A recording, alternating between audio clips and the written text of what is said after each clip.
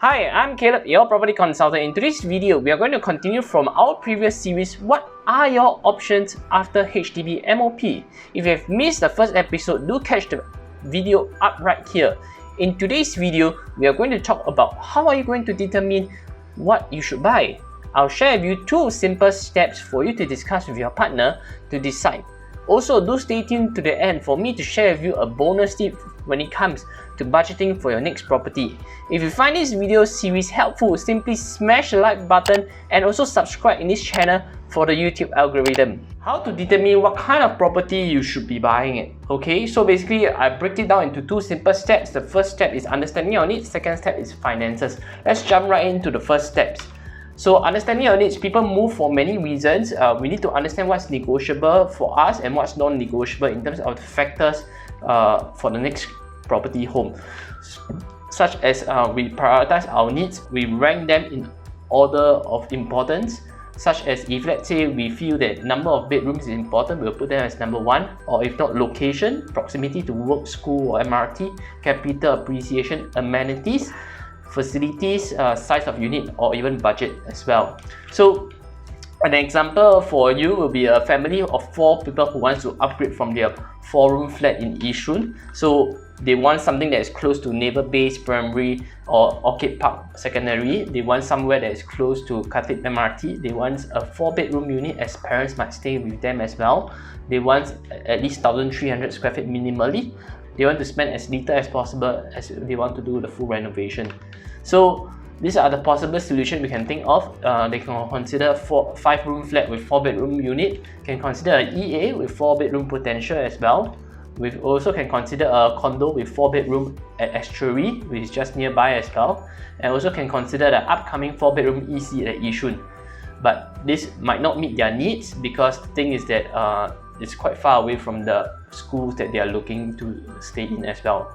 So the next part is about understanding our finances. We have to understand whether we have the money to buy and whether we can afford it over the long span of 30 years or 20 years as well. So tabulating our funds, very simple. First, we need to determine what's our loan amount. Determining a loan is very simple. I've already found out a website that can help you determine what is the right amount you can get. So I'll link this website inside the description below, so you can go and get it as well. So let's say for example you are age 35 and you want to buy a private housing, and then you have a monthly salary of 8,000. So you can calculate, oh, your loan is about 1.068 mil, means that you can buy up to 1.4 mil. And then how much cash upfront do I need, and how much is the monthly repayment? It will cost about 3,689. Okay, so basically if let's say for example I want to switch to buying a HDB, my same 8,000, I only can loan up to 479, which means that my max property price will only be 639 only. Okay, so basically with this website you can calculate how much is your monthly installment, how much is your loan amount, and what's your maximum purchase price as well. So determine the loan, that's one thing. Second is to add up all our cash, OA and loan to determine our total budget as well. So finding out our budget for our HDB versus condo, because these two loan amount is different even though your CPF and cash is the same. Then if budget is not suitable for your private property criteria, then we might need to re-look into a criteria or filter it out already. Instead of looking at private property, you look at the HDB. Next part would be looking into calculating your monthly installment. So calculating your installment is also the same part using the website that I've shown to you as well.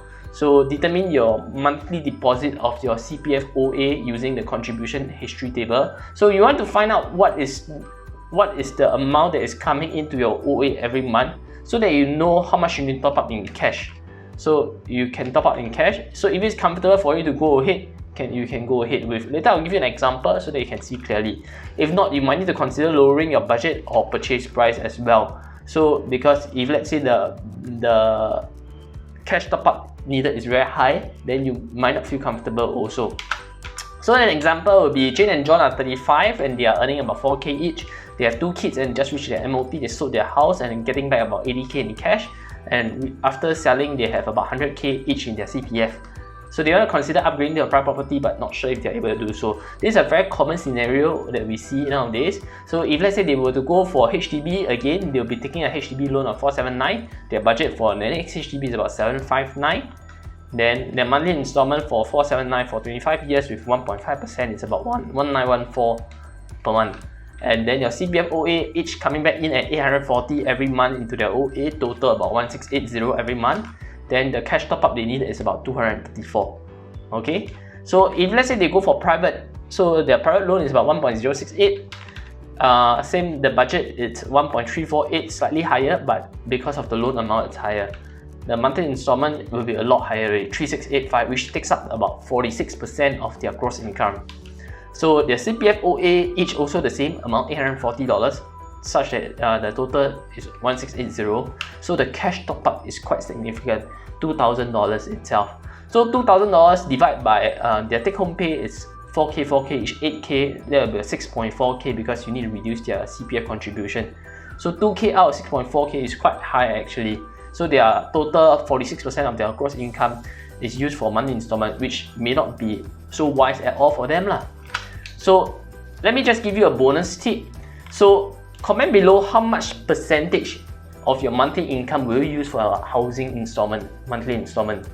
Comment below now, I'll share with you mine. So my number will be about 30%. So I'll spend 30% of my income for monthly installment. So if let's say I earn an 8K income, so 2.4K is my monthly installment that I'm willing to pay for, which means to say that my loan should not be more than 700,000. Okay, if let's say my loan is 700,000, it means that my purchase price cannot be more than 920K. So this is the max purchase price so that it's comfortable for me as well. Okay, bonus tip number 2.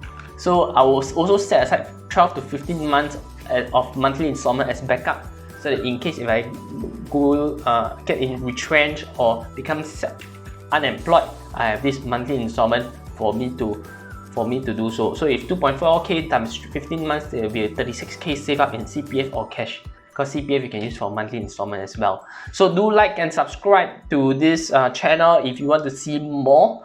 My next video will be about upgrading to HDB, what are the pros and cons, what are the things to do, and so on and so forth. Do also click the notification bell so that you can get alerted when my next video come up as well. In conclusion, knowing your needs and ranking them will help you determine what's important to you when it comes to buying your next housing. However, having the finances to buy will determine if you really can get what you really want. Yet sometimes stretching yourself too much in monthly installment may not be good for you. Therefore, you need to be wise and prudent when it comes to budgeting for your next home. How much you want to spend for your next property, and also especially setting aside some rainy day funds too. Comment below now, what are the struggles you have when it comes to planning for your next property. If you need help in planning for your next property, do feel free to contact me too. I'll see you next week for the next video in this series. See you, goodbye.